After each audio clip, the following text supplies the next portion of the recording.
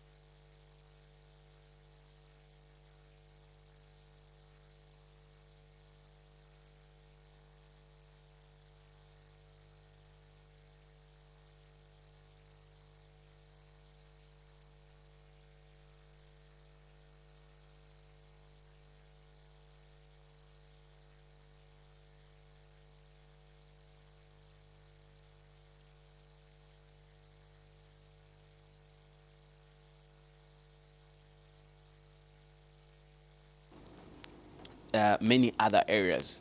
So for us, the nature of our stakeholders kind of unique. We don't get to receive stakeholders that are just relating maybe to one portfolio. No, we have Bank of Zambia, we have Zambia Revenue Authority and Ministry of Finance. Those are like our #1 key stakeholders. Then we also get to have stakeholders from research institutions and also universities, sometimes also consultants. So our interaction as a committee with those stakeholders has been very, very fruitful, insightful, and there's a lot of information that we have gathered. And I think as you follow the proceedings, as we continue receiving submissions from portfolio committees, you will be able to see and follow how the proceedings will go, the information that we'll be sharing with them in line with what we have been receiving from our stakeholders. Okay. So yeah, they have provided us with a lot of information that is going to help us with the preparation of this 2026 budget. Okay. What really struck you during the interaction with various stakeholders? You've mentioned Bank of Zambia, you've mentioned ZRA. I know you made submissions yesterday before the Expanded Planning and Budgeting Committee, but I'm sure the viewers and the people of CHINSALI would want to know what really came out. I know we'll have an opportunity to hear and see you members of Parliament debate on the floor of the the bigger part has been done in terms of analyzing the 2026 national budget. So one issue that came out prominently is the issue of debt. So if you look at the budget that we have for 2026, the proposed budget for 2026, you will see that most of the money will be generated locally through domestic resource mobilization.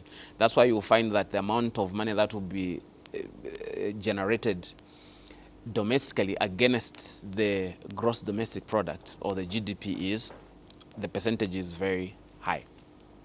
Now, As we raise that money, there will be money that we will also raise through domestic borrowing. So the rate at which we are borrowing locally is increasing, or the percentage of domestic debt is increasing. So most of our stakeholders, they are giving us information that this has an effect of crowding out the private sector. What does that mean in simple language? It means that if the government is participating heavily in borrowing from the local market, then it means that most of the companies that have money, or the financing houses that lend money, we want to lend the government, because the government is more attractive to lend money to compared to a private company. Reason being, when you lend money to the government, it's like you have lent money without any serious risks. Whereas if you lend money to a private company, say Ndovi or Posent Media House, you find that there are so many risks associated with lending such a company, because they may default. But with a government, the government doesn't easily default. So what it means is that when the government is also borrowing, the government wants to borrow, and the private company wants to borrow, they will be competing. So a lender will rather lend the money to the government and not lend a private company. So what does that do? It means that the private companies will have difficulties to access financing, while some can manage, but it will become competitive to access funding from, say, banks and other areas where they can borrow money from. Now, when a company has difficulty to access, then it means that that company will have difficulties to finance its operations. It will have difficulties to finance its operations.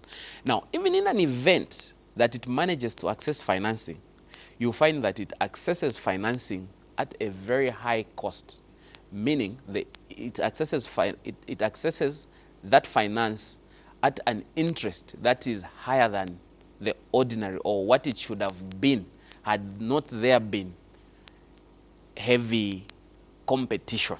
So that is one thing that has come out prominently, that I think we have to watch closely how the government participates in borrowing money locally, because it is creating what is called in economics crowding out effect, where private players, private companies have difficulties in accessing financing because they are competing with government, which is as good as risk-free. All right, we'll wait and hear some of the recommendations that you make, and if these recommendations will be adopted regarding what you've just highlighted. You talked about government raising 80% or financing the budget locally, which is 80%. Do you think this is practically tenable? Yes, it is.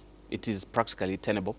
It's something that can be achieved as long as the government just puts the right systems in place. Say, for example, the Zambia Revenue Authority, if they just continue with what they are doing in terms of digitalizing the systems, making sure that they fully implement the smart invoicing, broadening the tax base, ensuring that everyone who is doing business is paying, and ensuring that they enhance compliance, then it is possible that we can the 80%. Okay.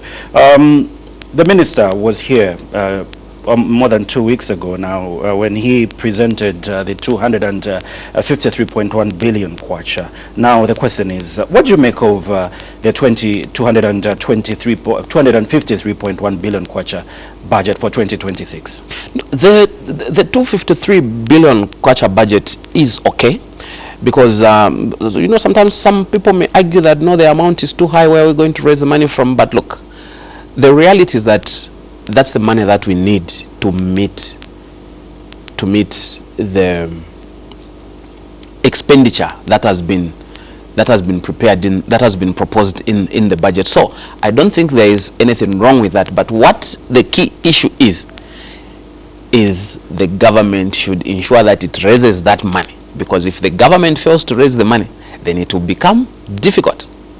It will become difficult to achieve the objectives that have been set in the budget. Okay.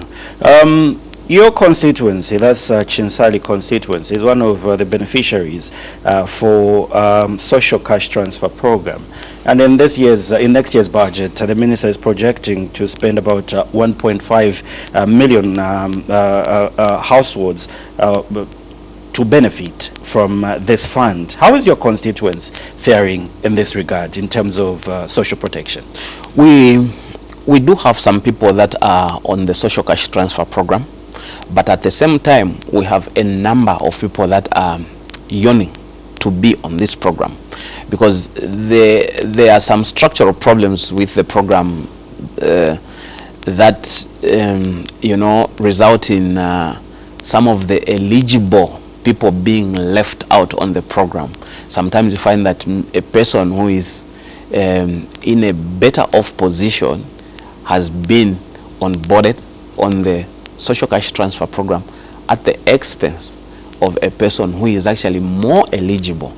So we have a number of people that have been left out and that have been requesting that they should be put on the program. So if there will be an increment in the number of the beneficiaries, then that is a welcome move, because there are people that generally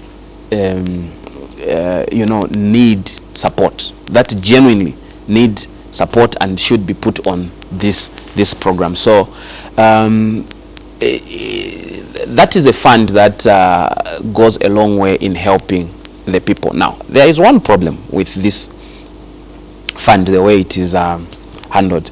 We have villages where people don't have communication network.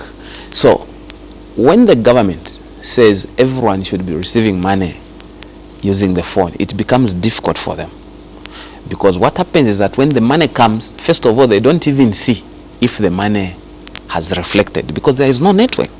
Now even for those where there is network, you find that there is network, but they do not have dealers where they can go, or dealers or agents, where they can go and withdraw the money.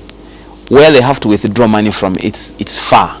Say for example, from here Parliament to maybe Chilanga or Shimabala, so it becomes difficult for them to draw the money or to have access to the money that they have been given by the government. In other cases, just the transport money that is needed to go and withdraw the money, it will wipe out maybe half of what they have been. You are a lawmaker, and having identified those challenges, what recommendations are you making to the Zambian government to make sure that all those teething or all those bottlenecks are addressed? Yes. So the system for people to receive money in phones is not a bad system, by the way. Now my recommendation is that you see, it cannot be a one size fits all. In places like Lusaka, in towns where people can easily withdraw money or can easily have access to agents, we can phase the implementation of the system in such a way that in towns like Lusaka, people can be given money in phones. Even when you go, for example, in CHINSALI, say in the Boma there, people can get money in the phone. It's not a problem, because they can easily find Airtel, MTN, Zamtel agents. They can withdraw money. But in those far-flung areas where such facilities, such as agents, are not available, we can continue giving them cash so that we don't seem to put them in a problem. Don't you think it will be a recipe of corruption? Because I'm sure that's the reason why government is discouraging handling cash. They would want to go cashless and start using mobile phones. Now, and other recommendations apart from handling cash, because I know, Honorable, there will be a lot of issues emanating from handling cash and giving these people cash. you have put it very well. Now look, we are coming from a background where cash was being given to the beneficiaries countrywide. We are talking about countrywide. And of course there was corruption, but don't forget that we have auditors who can expose such corruption or who can expose any irregularities that can be there. If we were able to handle the program by giving cash countrywide, are you telling me that we can have difficulties to handle cash maybe just 15%? Because those places that I'm talking about, I can guarantee you they may not even be more than 20%. But we've had cases, donor withdraw from supporting because of irregularities in terms of misappropriation, money landing in wrong hands. So this is what we're trying to say. You face it, because if the donors raise an issue, what you need to do is to explain how that problem has come about and what you are doing to address it. So, you know, it's just like in auditing. When an auditor raises an issue, it doesn't mean then you can act immediately just there. You have to explain the reason why you do what you do. You also explain what you have put in place or what you are putting in place to make sure that the issue that is being raised is addressed. Because look, corruption doesn't mean it can only happen when you are handling money by cash. Even when you are sending money electronically, corruption will still be there. Abuse will still be there. What can stop a person from opening an account, Airtel money account, Zambia money account, or MTN money account, using a pseudo phone, and they draw the money? What can stop people from doing that? Or they connive with people that let us work like this. So do not expect that corruption will not be there. And I am not supporting that there should be corruption. What I'm saying is that with whatever system that you are using, you have to be mindful that corruption is there, and the auditors have to be on their toes to make sure that they stamp out that corruption, or they identify the irregularities that are happening in the program, so that corrective measures can be put in place. So what I was suggesting was that it can be better if this program can, if the implementation of this program can be phased, and I know over 75% can transition to giving money through the phones. Then just those where you see that they are facing big problems, you transition them later. You've seen even with voting, there are certain places, if for example vehicles are not able to reach, you will see that no, they are for voting the following day. I'm not advocating for that, but I'm just telling you that there are certain situations where you have no control over what is happening. So to help the situation, there can be an exception. Okay, let's move to the health sector. It's something that the Minister of Finance touched on, and going by his address on that's page 17 under health, the minister did say that since 2022 his government has undertaken mass recruitment of health personnel, with 18,305 hired and additional 2,000 to be hired by end of this year. The increase in recruitment of health personnel has contributed to improved health services delivery. To consolidate the gains in the health sector, government will in 2026 recruit another 2,500 health personnel. I'm sure CHINSALI will be a beneficiary of the 2,000 and the 2,500 that will be recruited come 2026. Which area of specialities would you recommend that staff are deployed to CHINSALI constituency?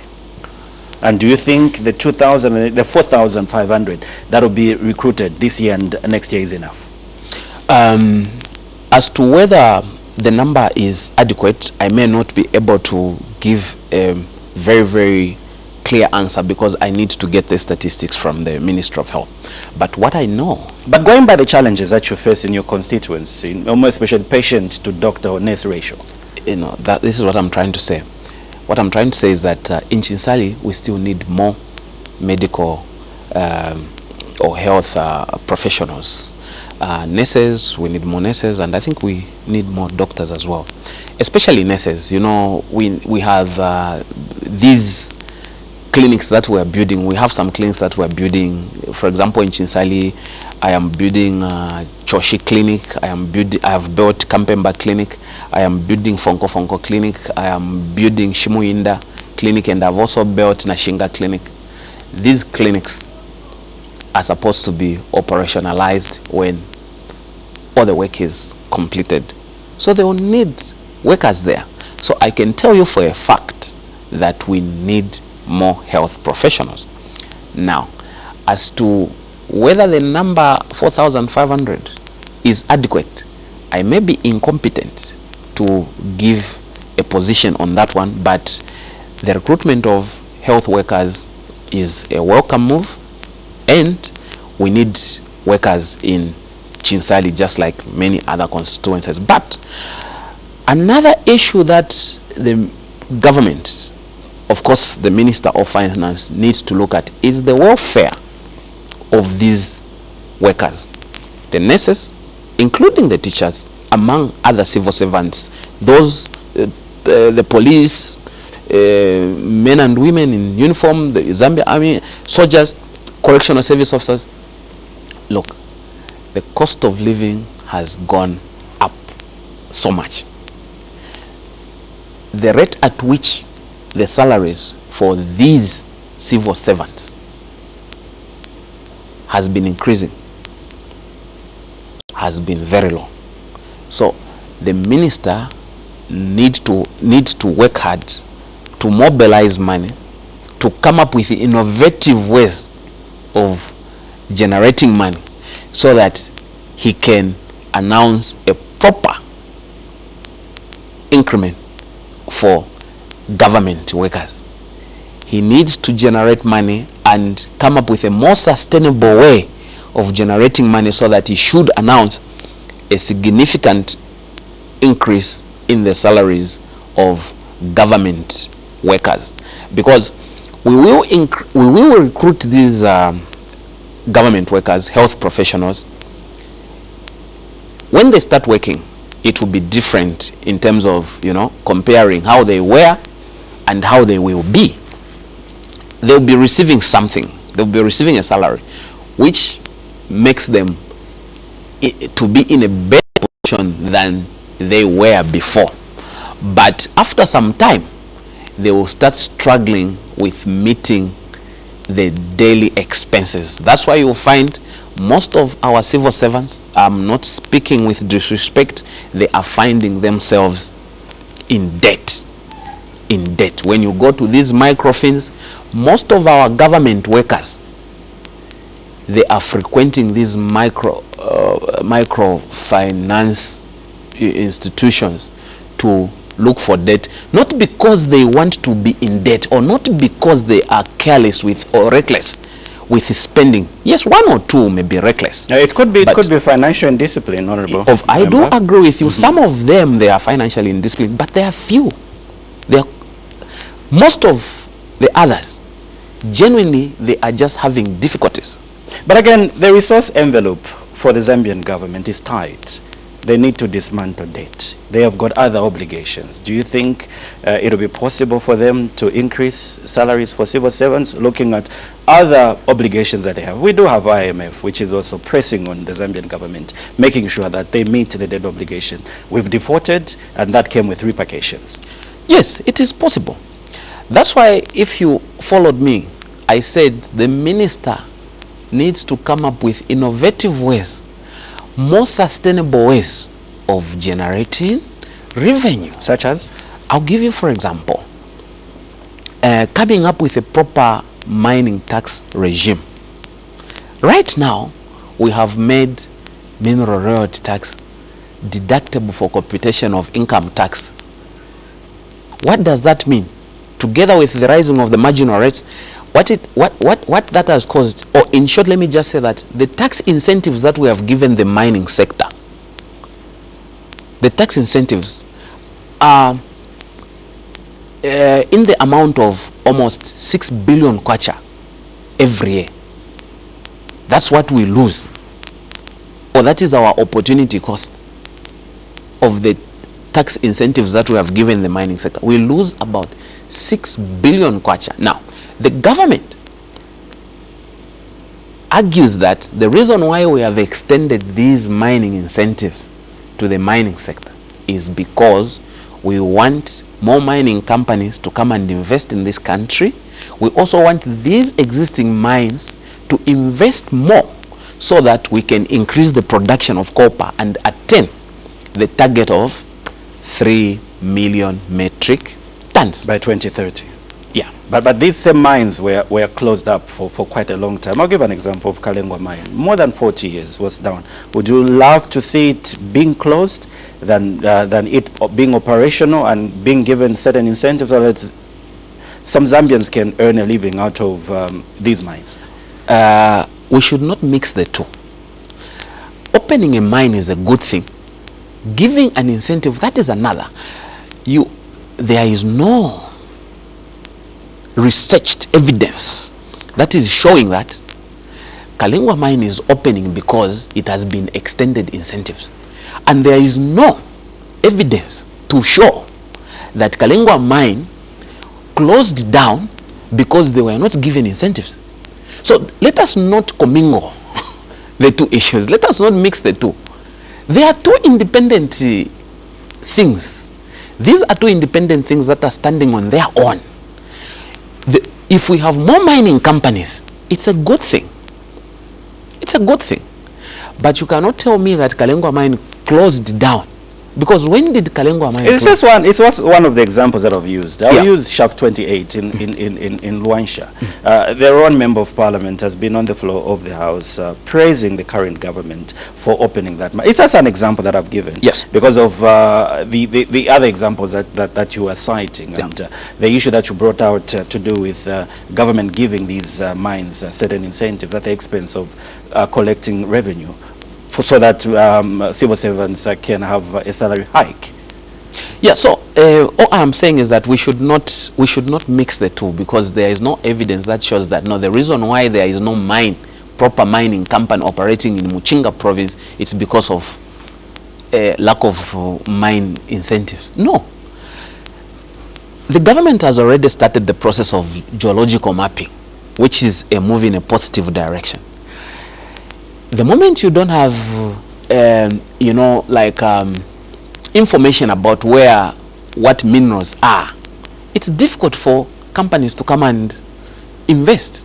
Now, this issue of saying that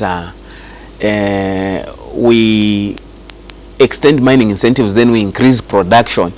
Look, the way mining companies work, they invest in experts in taxation.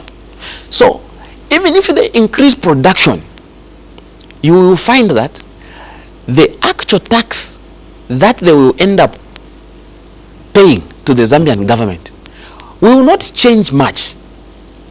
Okay. It may not change much. Before you realize it, they will have already extracted the minerals that were needed, they have sold, and maybe after a certain period they say, oh no, we are closing. Just at the time when they are supposed to start paying what you were expecting, then they tell you that we are closing down. Now, what I'm trying to say is, a bird in hand is better than two in the bush.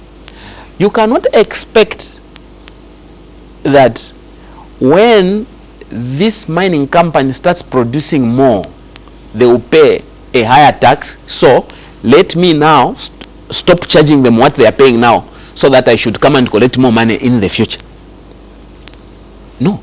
For me, I don't think that is the right thing. Of course, people have different views. For me, that's my view. And you asked me, what areas can the government generate money from? It's from such initiatives. Now, it may not just be with these current mining companies that are there. What about us harnessing the opportunities that are there in the other minerals? God.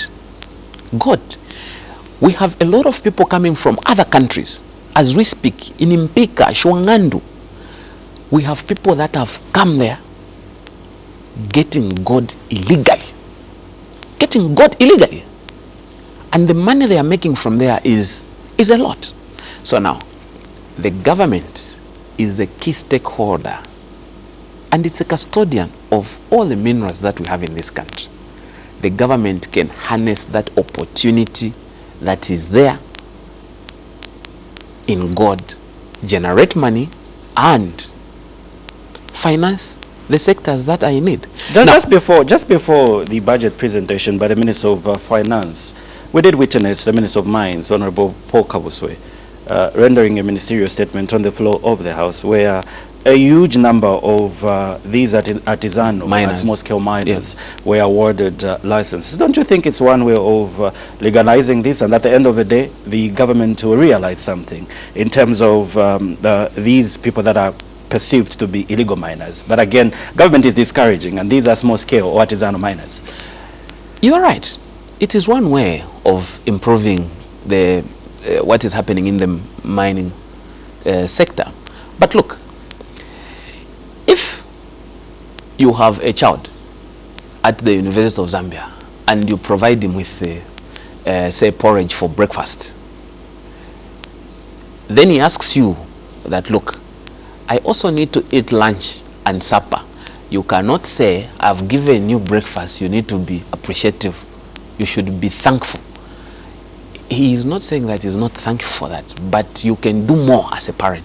What I'm trying to say is, yes, what the minister spoke to and what the government has done, it's a good thing. But if somebody asks me a question, that is the Ministry of Mines doing enough? Is the government doing enough to collect necessary revenues from the mining sector?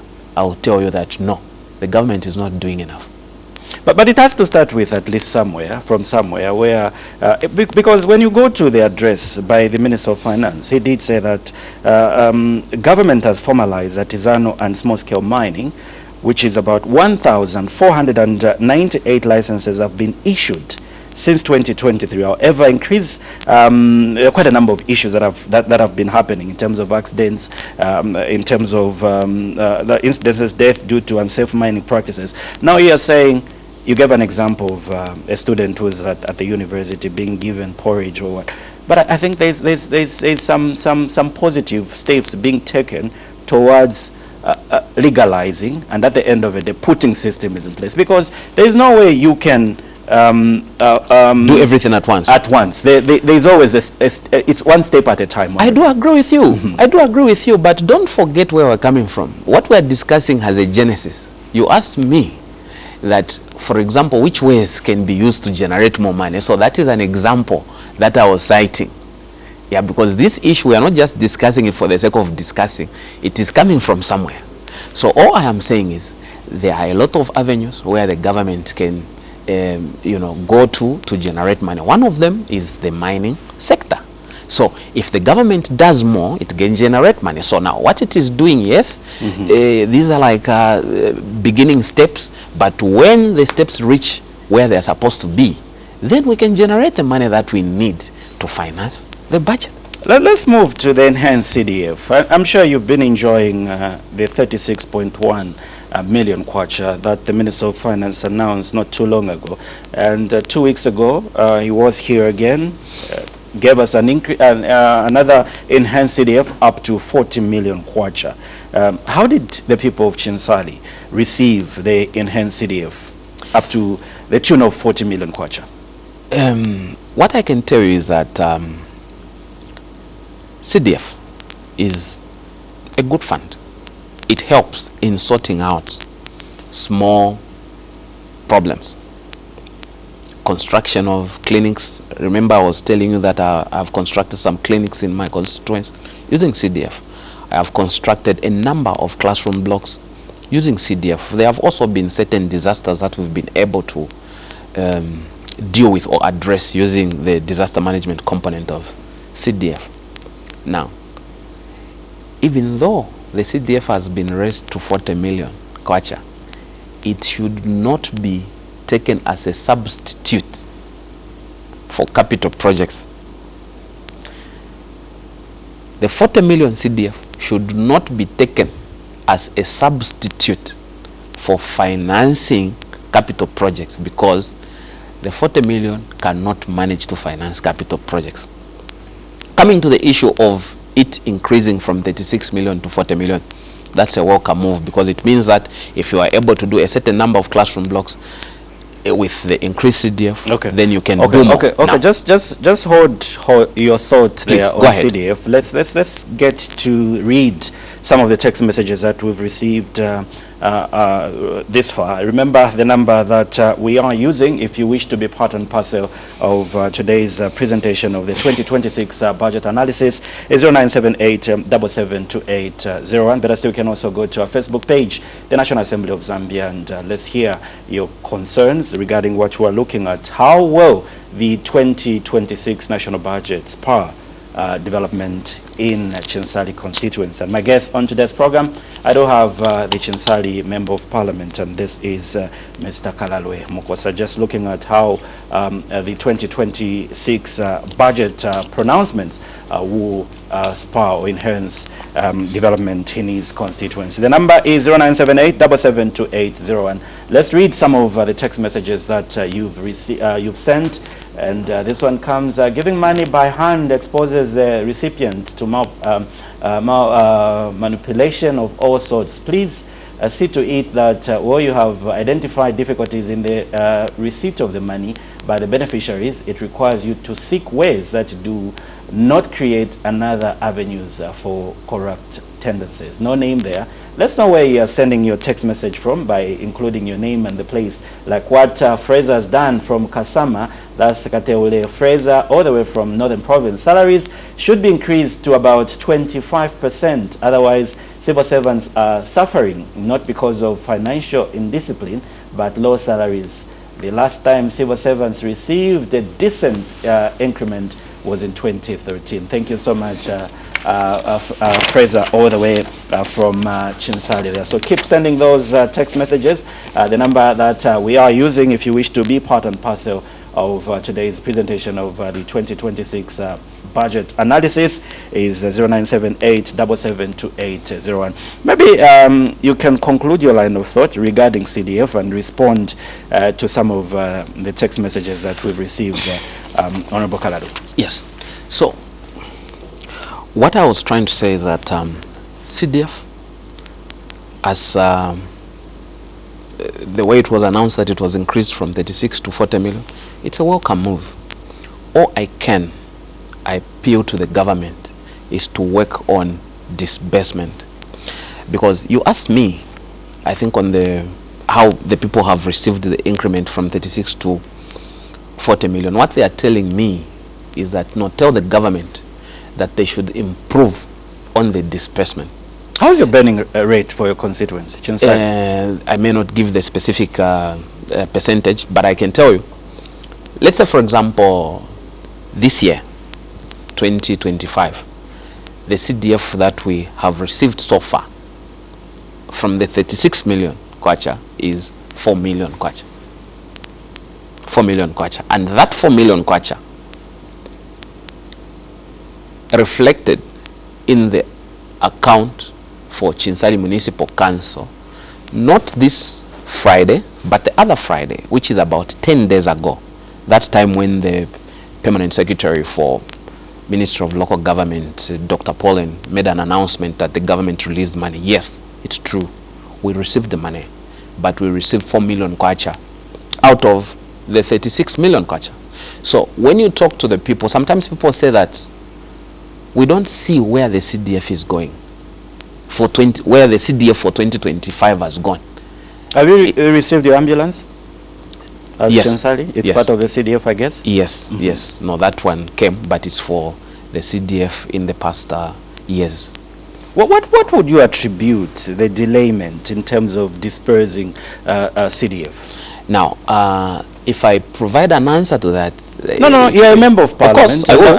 I'm sure you appreciate these challenges. And I will. I just want to tell you that in the absence of the facts from Ministry of Finance, whatever we say is speculation. So, from my understanding, which may be speculative, the reason why there is a delay, it's because the government doesn't have money. That's the reason why they have been delaying. Because the government has been using this CDF to help them deliver on small developmental projects, and I think it's been working. So the fact that they know that it's been working, they would never unnecessarily delay to release the money.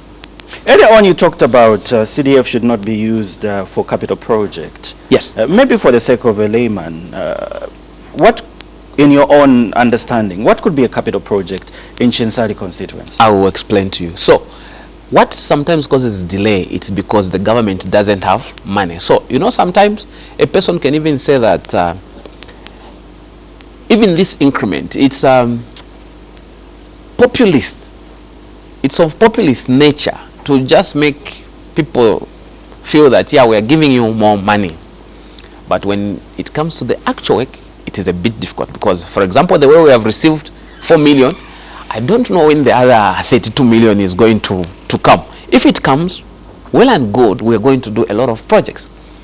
Now, you've asked me about what a capital project is.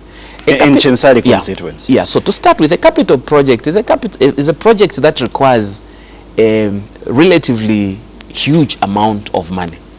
What is a capital project in CHINSALI? A capital project in CHINSALI would be CHINSALI township roads. So, in CHINSALI, we have township roads that we started working on under a project to rehabilitate township roads, to upgrade township roads to bituminous standard. Now, the whole project was 25 kilometers. We did 10 kilometers, but the government cancelled the contract. So, a few weeks ago, we wrote to the Ministry of Local Government to consider revamping this very important project for the people of CHINSALI. But the Permanent Secretary responded on behalf of the Ministry, informing our council and the people of CHINSALI that, look, at the moment the government is unable to resume that project because of finance constraints or financial constraints. The government doesn't have money. So now, those are the capital projects that I'm talking about because it requires a lot of money. Another capital project is the CHINSALI post office to Nambuluma road.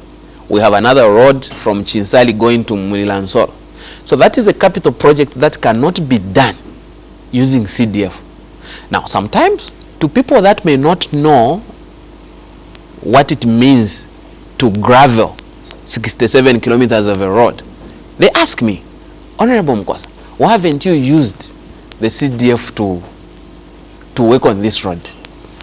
While the CDF can work to just work on short stretches, it cannot manage to do the whole stretch.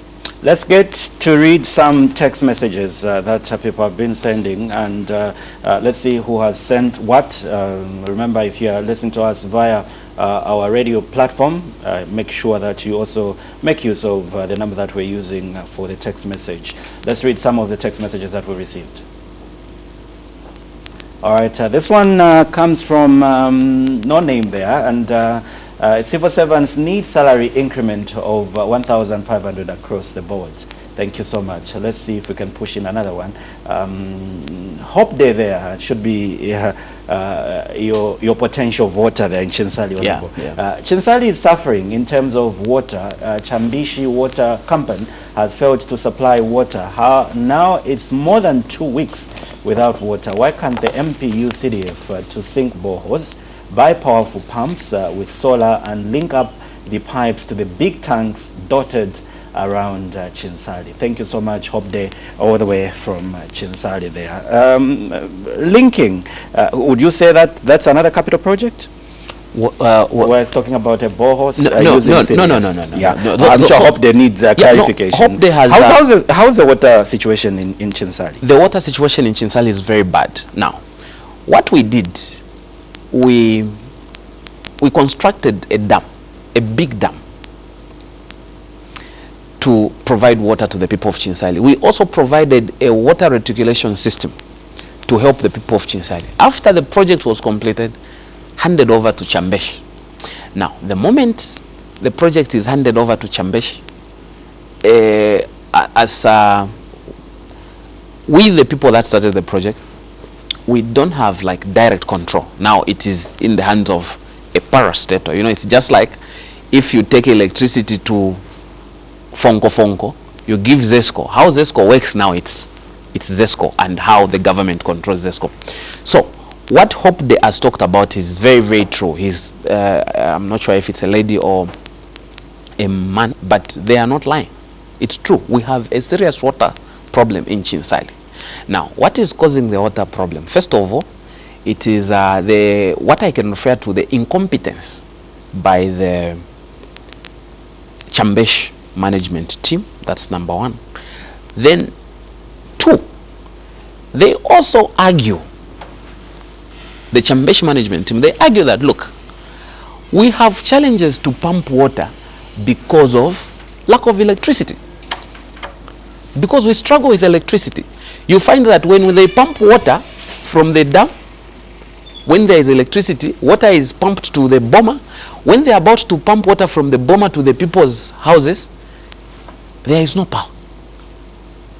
So they complain that they're having those challenges because of power. But I can also tell you that I think there is also just some form of incompetence in Chambesh. That's why we have been advocating for our own utility company that should be for Muchinga province, because when we sometimes have like a breakdown at the water affairs department in CHINSALI, at the CHINSALI Chambesh office, for an item that maybe just costs, for argument's sake, 12,000 kwacha, it has to be approved.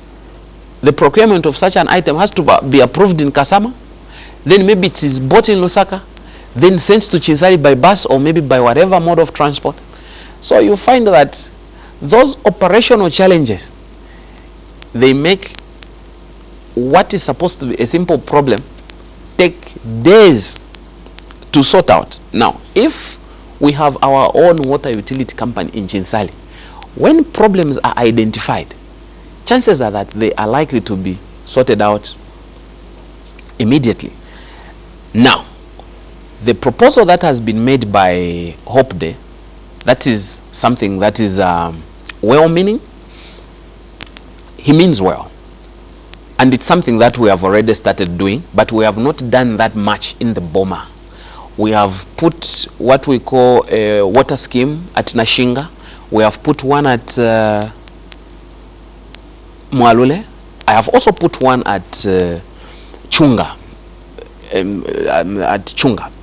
Then in CHINSALI, near CHINSALI girls, we have put a similar water scheme, just like what Hope Day is talking about. So these are solar propelled, yes, boreholes. Yes. So what we do, we drill the boreholes, then we put tanks, then we also connect the pipes. We also put solar. Then we connect to a certain number of houses, maybe 10 or so. Then people will be going to draw from there. So this is something that we are already doing, only that we haven't done in all the areas. You talked about mega salaries that civil servants get at the end of the month, and there is a proposal there from one of our listener or viewer out there suggesting a 1,500 across the board. Is that practical, possible? No, first of all, that amount is insignificant. Mm-hmm. Look, that amount, 1,500 for a salary increment, that's insignificant. The best that can be done is to do a percentage. The one who said 25% across the board is more practical. That proposal is a more practical. The best is to do a percentage across, a constant percentage across the board, but the percentage has to be reasonable. Or if you are to increase across the board, 1,500. Look, as CHINSALI lawmaker, what would be your proposal in terms of payee threshold? The payee threshold also, I think, needs to be revised upwards. The one that is not touched for computation of pay as you earn, that is also supposed to be raised upwards. And my argument is this one. But see, you haven't answered my question. How much would you propose? You know, me, I can even go for the person who said just take it to 10,000 kwacha. Or and that's what ZCTU is pushing. No, but again, you're also saying government needs money. No. We are saying government needs money, but government needs to come up with more innovative ways. Not but to again, squeeze. Honorable, at Maybe just 1 minute. Kwacha, how are they going to raise money and pay the debt? And also remember, this budget is 80% going to be domestically financed. Yeah. Now, if you push the payee threshold at 10,000 kwacha, do you think you're being fair? Yes. How? No, this is how. When we say government should generate money, we are saying the government should generate money through innovative means. We are not saying that the government should be squeezing the already suffering civil servants, the already suffering Zambian workers who are working in industries, private company workers. We are not saying the government should be squeezing those. No. We need to come up with more innovative ways. Look at, for example, these PPP projects. The government can go into a PPP project that can generate money for the government. We have resources. We should. But it won't be attractive, and the private sector won't be attracted to venture. Who says so? Let's just bring in a business perspective, Honorable. We all need profit at the end of the day. If you come to me, if you want me to invest some money, make it attractive for me, then I'll pump in some money. Yes. But if the government will benefit more, why should I invest that money in that project? It should be a win-win situation. It should be a win-win situation. But all I am saying is, my justification for increasing the payee is coming from a background of inflation. Inflation has been very high in this country. The real inflation has been very, very high in this country, and it has resulted in the cost of living to go up. It is the reason why Bank of Zambia decided to introduce new notes of higher denominations. The justification that was given by Bank of Zambia when they introduced a new family of currency, they said, look, the reality is that our kwacha has lost value. Now, should we just recognize that our kwacha has lost value and introduce new currency, new denominations of higher value, without recognizing that our kwacha has lost value, so we should also increase the salaries of civil servants, or we should revise the minimum wage? But this is not just peculiar to Zambia. It's happening in the region, Honorable. Our neighboring countries. It's the same thing. The currency losing its value. Now, if problems are in our neighbors' country, should we also suffer, or should we not find a solution? But these are global trends. So how should Zambia be exempted? It is not being exempted. If, my brother, if Malawi has problems, Zambia has problems, Tanzania has problems, does it mean because there are problems in Zimbabwe or in Malawi? Countries are having. I don't want to start mentioning countries, but again, even developed countries, Honorable Minister, these are the things that we hear. These are the things that we read and see on global media. Yes. So why should you just single out Zambia in terms of what Zambia is not doing well? No, because I am in Zambia and I have to talk about Zambia. But I'll tell you. Let's look at a salary of, say, a normal civil servant. It's about $200. 6,000, 8,000 kwacha, $200, less than $300. If you compare other countries that you are referring to, my brother, you find that how much they are earning per day is higher than that. And their cost of living is also high, maybe in that country. So yes. it's equivalent to what is prevailing in that country. Yes, yes. Because you cannot compare Zambia to a developed country in terms of salaries. Because of the reason that you have cited, that is the reason why we should not talk about other countries. Let us talk about Zambia. We talk about Zambia and its own problems. Because there have been situations in the past. There have been situations in the past where, you know, people have been able to manage things in a more easy way. This time, things are hard. And we are not trying to find the problem with anyone. All we are saying is the government really needs to consider increasing salaries for civil servants and also the private sector. One way of doing that, first of all, it is by revising the minimum wage. Now, when you are increasing salaries, sometimes what you can do, there are those people that are in a bracket where they earn a higher amount of money. Maybe those you can increase by a smaller percentage, or maybe you don't even increase at all. But considering that they are also affected, the good thing that can be done is that you increase for them, but maybe by a smaller percentage. Now, these ones who are on this spectrum where they are earning very little, I can tell you for a fact that they are struggling to meet expenses. When you go to ShopRite or when you go to a shop today, you go with a 2,000 kwacha. If you send your wife, sometimes you can think that your wife is stealing money. You send your partner, you can think that your partner is stealing money. Not until she tells you that let's go together so that you see the items that will come out with. Let's read some of the text messages that we have received. We only have about 2 minutes on Rubano. We can go on and talk about these national issues. But we do have quite a number of text messages. Let's read some of the text messages. TM from Kasenengwa, you write, a budget not favorable in terms of farming. Up to now, farmers have not been paid. Please, government, consider the farmers here at our depot.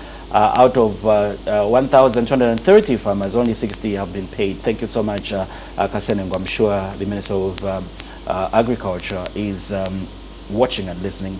I can't believe that the MP has difficulties using CDF to construct Nambuluma Road. I have ever seen Chinese patching the same road. What's going on? Kindly explain to us what is happening. Otherwise, well done, MP.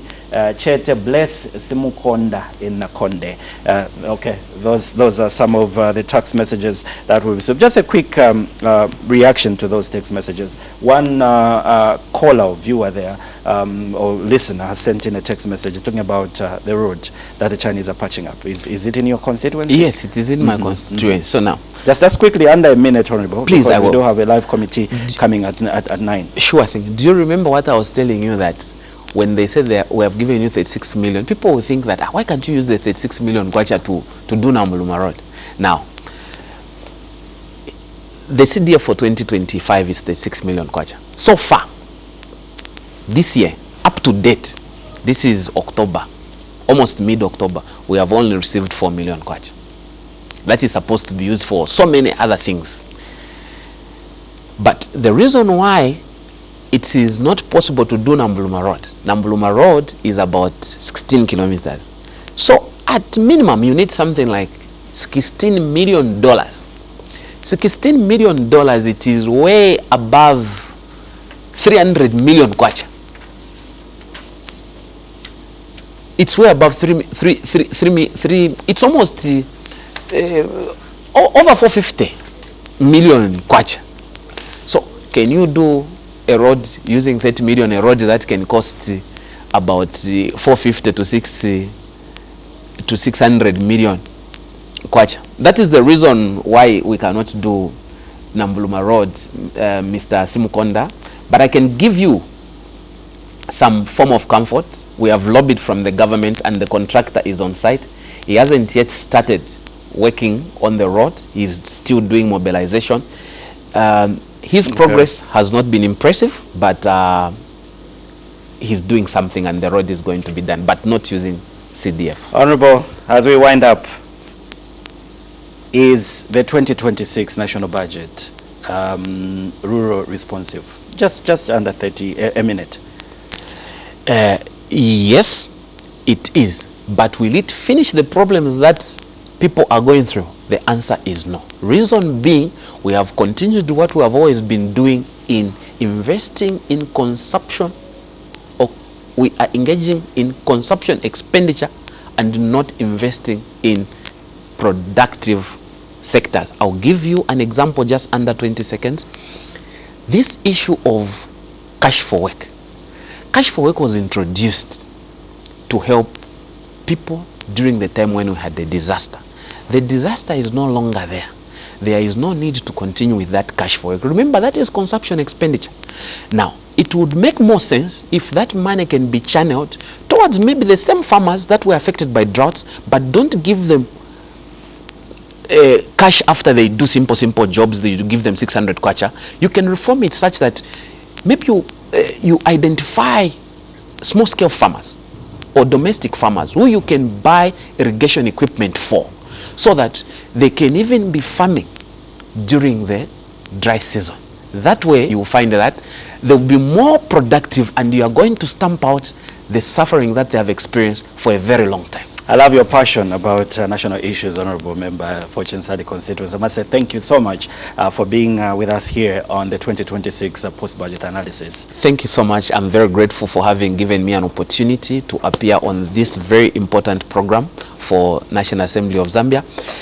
I want to give an assurance to Hope Day. Hope Day, you can contact me, come to my office, we'll see what we can do regarding the proposal that you made.